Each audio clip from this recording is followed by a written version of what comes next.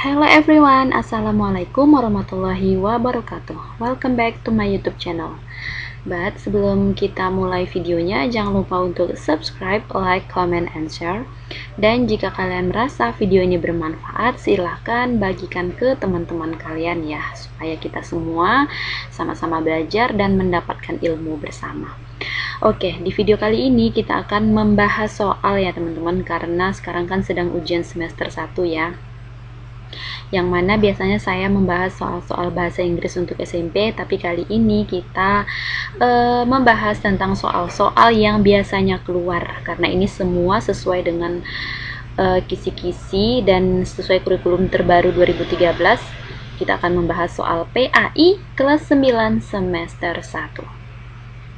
Oke, sekarang langsung aja ke soal yang pertama. Ya, soal yang pertama, makna yang paling dekat dengan kata optimis adalah A. Semangat dan ikhlas, B. Semangat dan berharap, C. Tenang dan rileks, atau D. Ulet dan kreatif. Baik, silakan dijawab dulu teman-teman. Nanti kalian buat ya benar berapa dan salah berapa, karena di video ini kita akan membahas 25 soal sekaligus. Wah, mantap sekali ya. Jadi nggak perlu lagi belajar-belajar, cukup pahami aja 25 ini, kalian pasti insya Allah bisa mendapatkan nilai 100 nantinya, dan juara pastinya ya, amin. Oke, jika udah dijawab, baik, kita langsung ke pembahasan ya. Jadi optimis ini itu kan artinya semangat ya. Kalau optimis itu kan harus kita yakin kayak gitu kan, jadi kita tetap berharap. Gitu. Jadi makna dari kata optimis ini yang bisa kita artikan sebagai, ya, jawabannya adalah yang B, semangat dan berharap. Oke, sekarang kita masuk ke soal yang kedua. Seseorang yang selalu optimis dan berusaha akan mendapatkan A. Hasil maksimal, B. Semangat dan harapan, C. Harta yang berlimpah, D. Kedudukan yang tertinggi. Silakan dijawab. Baik, jika sudah, kita masuk ke pembahasan. Nah, kalau kalian baca ini bab 1, ini optimis kan tentang bab 1 ya. Kalau kalian baca tentang optimis itu, pasti di situ menyatakan bahwa kita kalau optimis itu harus mendapatkan hasil yang maksimal ya. Jadi manakah hasil yang maksimal? Iya, jawabannya adalah yang A. Oke, sekarang lanjut ke soal yang ketiga. Oke, lanjut ke soal yang ketiga. Manusia hanya berusaha, tetapi yang menentukan adalah A. Allah, B. Nabi Muhammad, C. Malaikat, D. Guru. Ya, langsung aja. Jika sudah dijawab, langsung ke pembahasan. Ya, ini gampang sekali ya teman-teman. Manusia kan tugasnya berusaha ya. Jadi yang menentukan semua takdir kita itu adalah Allah ya. Jawabannya adalah yang A. Oke, sekarang lanjut ke soal yang keempat. Iya, soal yang keempat. Semua ikhtiar manusia yang diniatkan Allah Subhanahu wa Ta'ala maka akan dinilai sebagai A. Harapan, B. Ibadah, C. Cita-cita, D. Keinginan. Oke, silakan dijawab dulu. Ya, jika terlalu cepat silakan di pause ya. Baik, jika sudah, kita lanjut ke pembahasan. Jadi gini, semua ikhtiar kan itu diniatkan karena kalau kita meniatkan sesuatu itu karena Allah, maka Allah itu akan menganggap semua itu sebagai ibadah ya. Jadi jawabannya adalah yang B. Well, lanjut ke soal yang kelima. Oke, soal yang kelima ya teman-teman. Kalimat yang menyatakan sesungguhnya Allah tidak akan mengubah suatu kaum sebelum mereka mengubah keadaan diri mereka sendiri merupakan A. Fatwa ulama, B. Hadis Nabi, C. Firman Allah Subhanahu wa Ta'ala, D. Kata mutiara. Ya, silakan dijawab dulu. Jika sudah, kita lanjut ke pembahasan. Jadi gini, kalau udah ada kata-katanya sesungguhnya Allah, itu berarti Allah memastikan ya. Berarti ini bisa kita simpulkan bahwa kita tidak perlu ya melihat ini dari sumbernya dari mana. Kita bisa nilai aja dari sini nih. Oh, sesungguhnya Allah tidak akan mengubah suatu kaum sebelum mereka mengubah keadaan diri mereka sendiri. Nah, ini termasuk ke dalam firman Allah. Kenapa tidak hadis Nabi? Nah, kenapa gitu kan? Kalau hadis Nabi di sini tuh pasti ditulis HR, nah, hadis riwayat siapa, ya kan? Kalau fatwa ulama tidak seperti ini. Dan kalau kata mutiara ini sangat jauh ya teman-teman. Ya, baik. Jadi jawabannya adalah yang C. Oke, coba hitung. Sekarang ada 5 soal. Kira-kira kalian betul berapa nih? Apakah udah ada benar semua? Atau salah satu?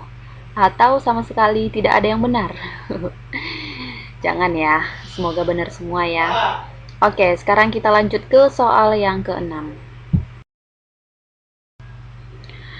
Urutan yang benar adalah A. Ikhtiar, tawakal, dan doa. B. Berdoa, tawakal, dan berdoa. Berdoa ini ya. C. Berdoa, ikhtiar, dan tawakal. D. Berdoa, tawakal, dan ikhlas. Ya, manakah jawabannya benar? Silakan dijawab dulu. Jika sudah kita ke pembahasan, jadi urutan yang benar itu pertama kita berdoa dulu ya teman-teman. Sorry. Kita pertama berdoa dulu, ya benar ya. Pertama berdoa, kemudian kita berikhtiar ya, berusaha. Ikhtiar ini sama dengan berusaha, dan kemudian kita bertawakal atau menyerahkan diri kepada Allah, menyerahkan segala sesuatunya itu kepada Allah. Setelah kita berdoa udah, berusaha sudah, kita serahkan semuanya kepada Allah ya. Jadi jawaban yang benar adalah yang C. Oke, sekarang lanjut ke soal yang ke-7.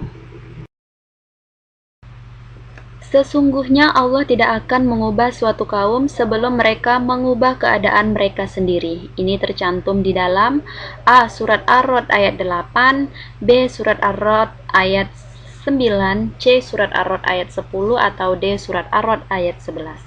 Ya, jadi kalian bisa lihat sendiri di Al-Quran bahwa ayat yang menyatakan sesungguhnya Allah tidak akan mengubah suatu kaum itu terdapat di dalam surat Ar-Rod ayat 11 ya. Jadi jawaban yang benar adalah yang D. Oke, lanjut ke soal yang ke-8. Baik, soal ke-8.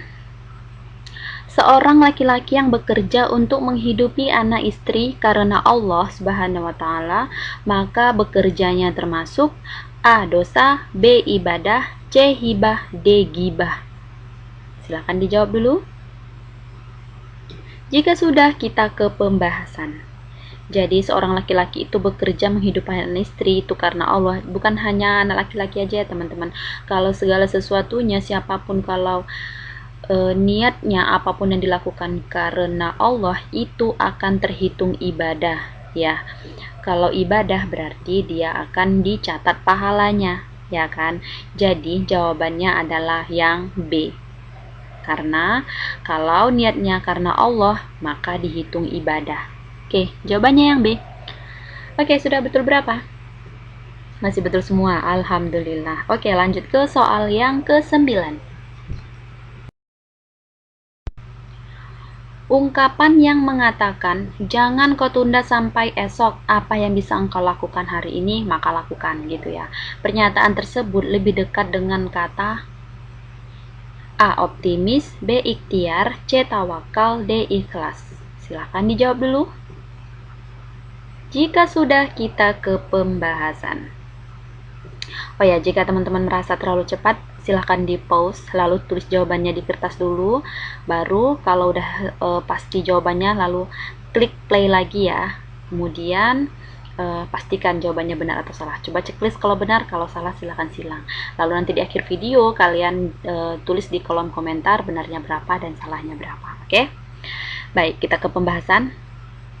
Dari kalimat ini menyatakan bahwa ini adalah kalimat yang sama dengan optimis ya. Jadi jawabannya adalah yang A. Oke, sekarang lanjut ke soal yang ke-10. Makna tawakal kepada Allah yang benar adalah pasrah disertai A. Sikap malas, B. Sikap sombong, C. Usaha maksimal, D. Sikap tawadu. Silakan dijawab dulu. Jika sudah, kita lanjut ke pembahasan. Ya, jadi tawakal ini artinya adalah berserah diri ya kan, atau pasrah kepada Allah. Cuman makna yang benar itu kita harus menyertai dengan usaha yang maksimal. Ya, kalau tidak maksimal berarti tidak pasrah kan. Pasrah aja apa yang terjadi itu namanya gimana ya?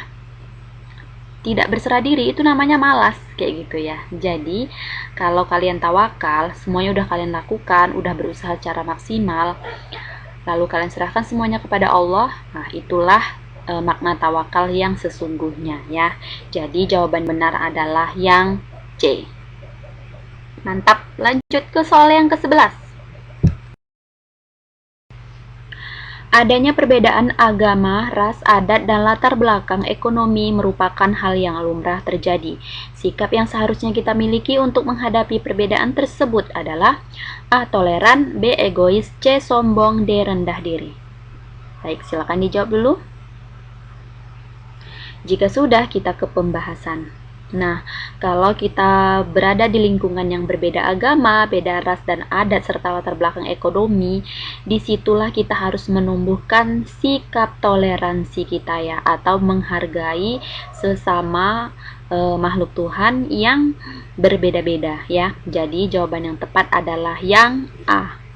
Oke, lanjut ke soal yang ke-12.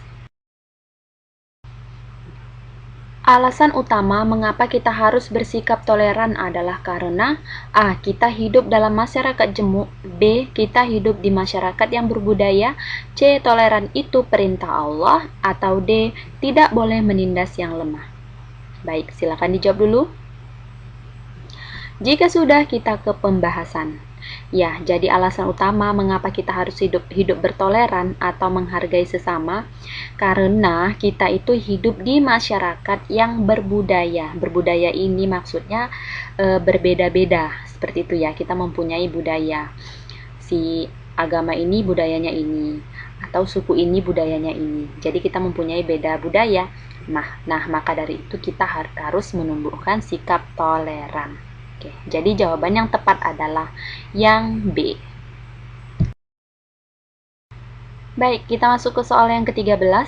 Contoh sederhana tentang sikap toleran adalah A. Mencontek ketika ujian, B. Menghargai pendapat ketika berdiskusi, C. Saling meminjam buku pelajaran, atau D. Membersihkan sesuai jadwal piket.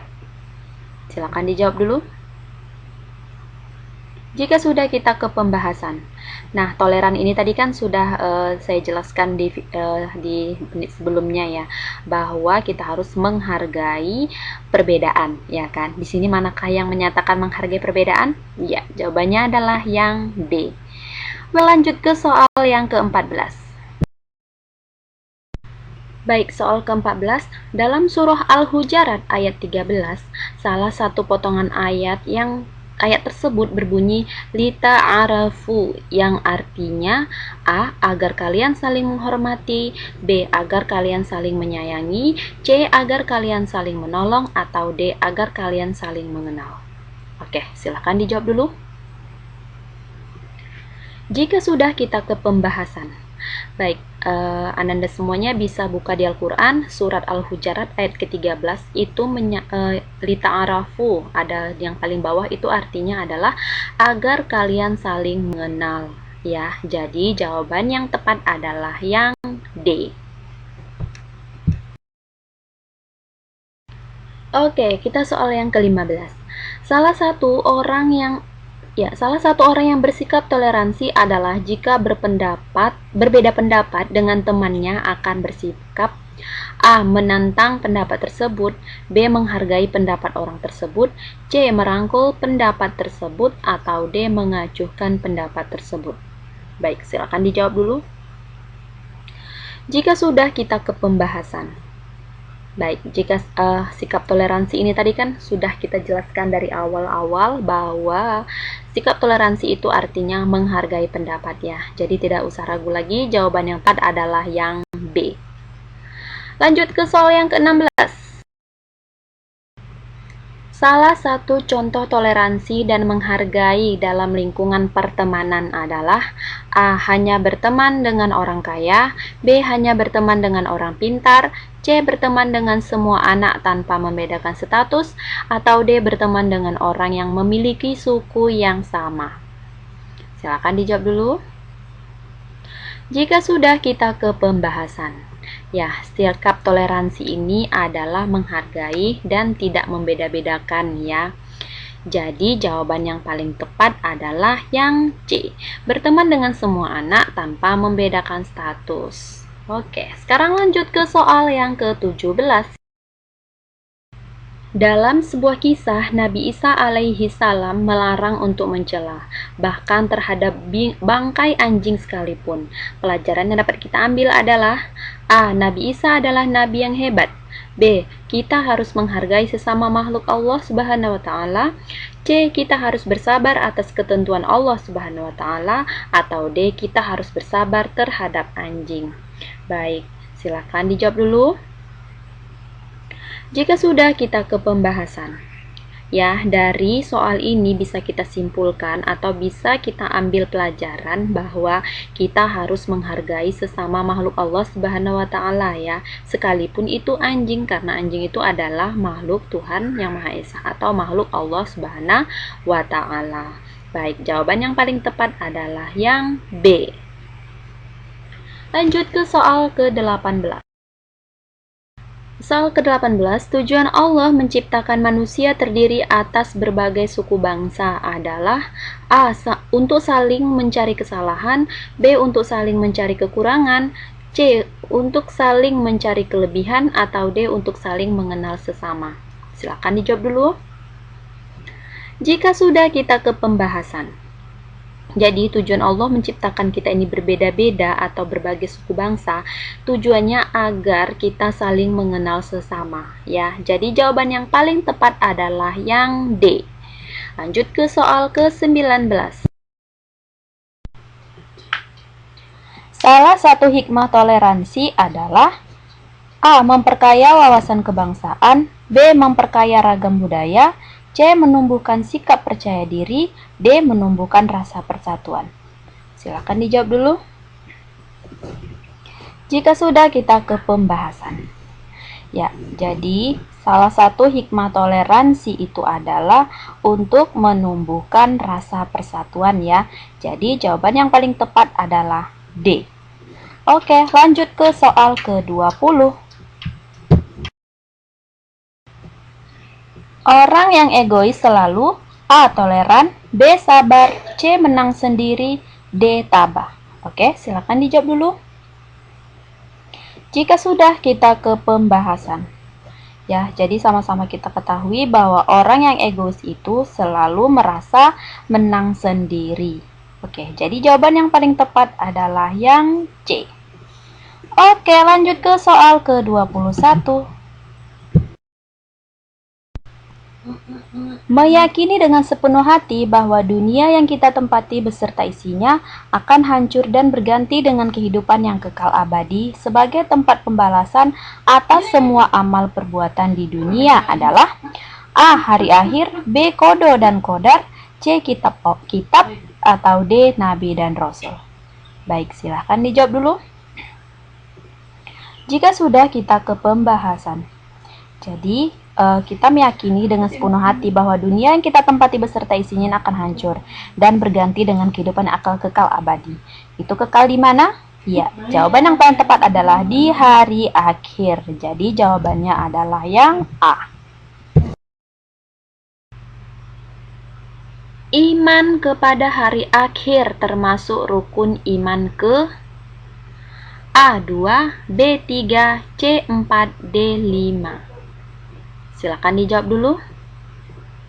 Jika sudah, kita ke pembahasan. Ya, kita ketahui bahwa rukun iman ada 6, ya kan?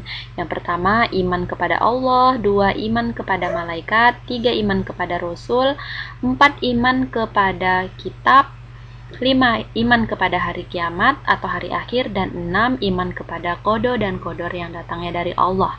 Jadi, iman kepada hari akhir ini termasuk rukun iman yang kelima. Jawabannya adalah yang D.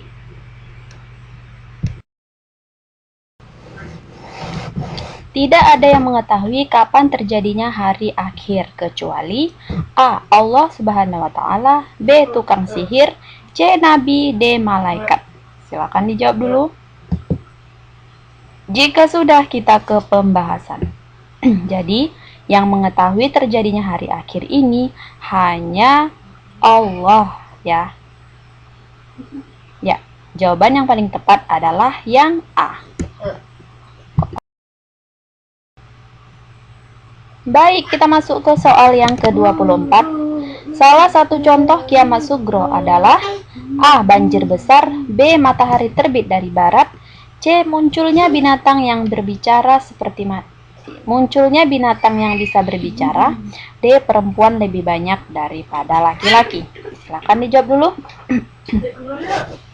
Jika sudah, kita ke pembahasan. Ya, kalimat kiamat sugro ini adalah kiamat kecil, ya. Kalau kiamat kubro adalah kiamat besar. Contoh kiamat sugro atau kiamat kecil ini adalah banjir besar, ya. Jadi kalau kiamat kubro itu kan matahari. Ya, pokoknya yang B, C, dan D ini adalah contoh dari kiamat kubro. Jadi jawaban yang paling tepat adalah yang A. Ya, soal ke-25 ini adalah soal yang terakhir, ya teman-teman. Menjelang datangnya hari kiamat akan lahir sosok yang sangat jahat. Dia bertugas untuk menyesatkan akidah manusia. Sosok tersebut adalah A. Dajjal, B. Setan, C. Iblis, D. Fir'aun. Silakan dijawab dulu. Baik, jika sudah, kita ke pembahasan. Jadi, sosok yang akan lahir pada hari kiamat nanti atau hari akhir nanti itu adalah Dajjal. Dajjal itu bertugas untuk menyesatkan manusia, ya, menyesatkan akidah manusia, ya. Jadi jawaban yang paling tepat adalah yang A. Oke, jadi udah habis, ya teman-teman. Ini adalah soal yang terakhir. Silahkan dicatat di kolom komentar benar berapa dan salah berapanya. Oke, semoga ujian kalian nanti berhasil dan tetap semangat. Jangan lupa untuk terus berdoa. Ingatlah terus belajar dan terus berusaha, minta restu orang tua juga, ya. Saya doakan semoga semester ini kalian mendapatkan juara. Oke, sampai jumpa. Ya, thanks for watching, ya. Terima kasih udah menonton video ini sampai akhir. Sampai jumpa di video berikutnya. But before mengakhiri, jangan lupa untuk klik tombol subscribe, like, komen, dan share. Dan jangan lupa juga untuk menekan tombol lonceng notifikasinya agar teman-teman tidak ketinggalan video-video terbaru dari kami nanti. Sampai jumpa di video berikutnya. Wassalamualaikum warahmatullahi wabarakatuh.